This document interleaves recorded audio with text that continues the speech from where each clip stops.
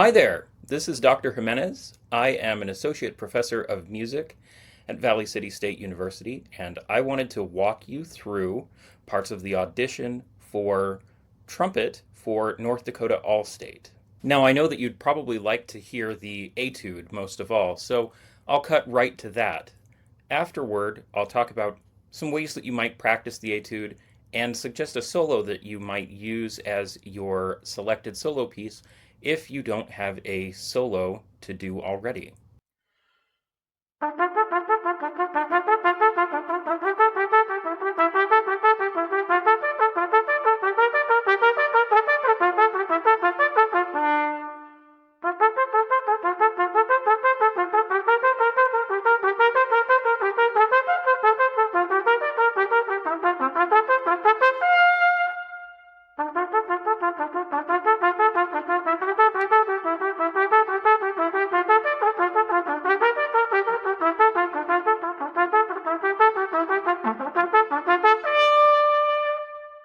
So this is a challenging etude. I think one of the most important things that you'll want to be able to demonstrate in your audition is fluidity. So by that I mean not only can you play the etude as it's written at the tempo, but can you play it smoothly? Can you make it seem as though you are in control or command of the instrument the entire time? And that is the challenge because there's quite a bit of finger dexterity needed for this etude. One of the things that I think will help is to avoid tonguing too harshly, and instead of using perhaps a T or tu type of tonguing, a D or do type of tonguing. There are no slurs written in, so the implication there is that we should tongue every note. If we try to tongue too forcefully, it will slow us down. There are also few opportunities to breathe, which makes keeping tempo and keeping the tempo up very important, because there are only really two good spots to breathe in the middle. So you get one at the beginning and a couple while you're playing, and that's about it. One of the ways that we can manage our air is through the use of dynamics. So another suggestion I have is to not play the etude too loudly, particularly at the beginning, to think more about a focused sound rather than a loud sound. In the third measure of the second system, the one with the half note, that would be an opportunity to breathe. So I would play the half note shorter than its indicated value to give you an opportunity to breathe. The next section I think is different in style and perhaps a little bit more light or lively sounding and could be played with a softer dynamic, perhaps crescendoing all the way to the very end of that third system of music. The last two systems or two lines are essentially the same as the beginning.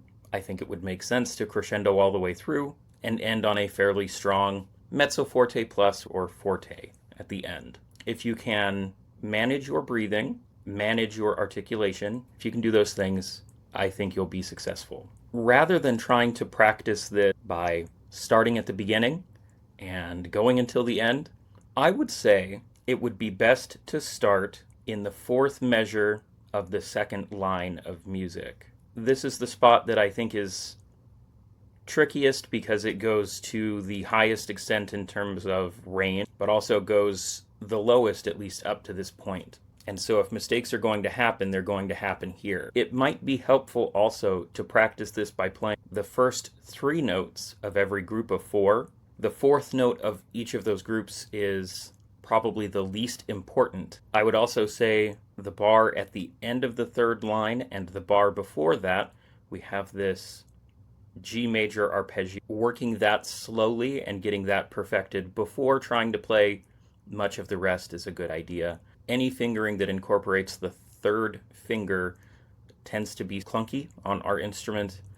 The low D also tends to be sharp, so coordinating all of the different movements necessary and making sure that that sounds fluid before getting everything else added in is going to be helpful. The same thing would go for the last two measures of the etude itself. So if you don't have a solo selected, that's okay. I would suggest that you speak with your music teacher to see if they have something to recommend. I know many of you will be playing solos that you might have done at contest a previous year or something that you're currently preparing for contest.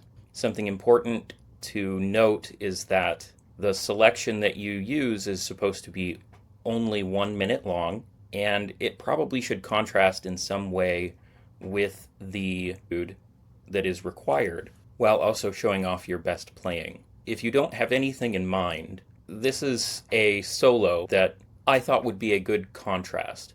It is free to use. It is from a book of exercises by a French teacher named Pierre Clodomir. I think it's a beautiful and expressive melody that gives you a chance to show your musicality. So have a listen to it, and if you like it, I encourage you to use it.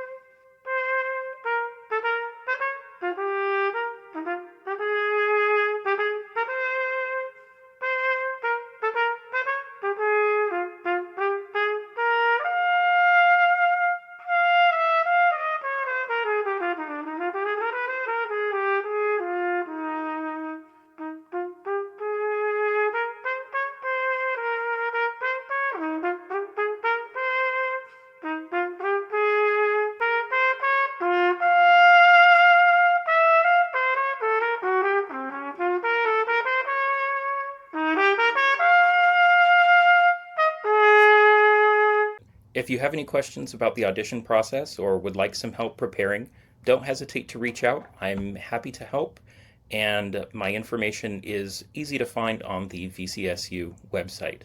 Thanks for watching, and best of luck with your auditions.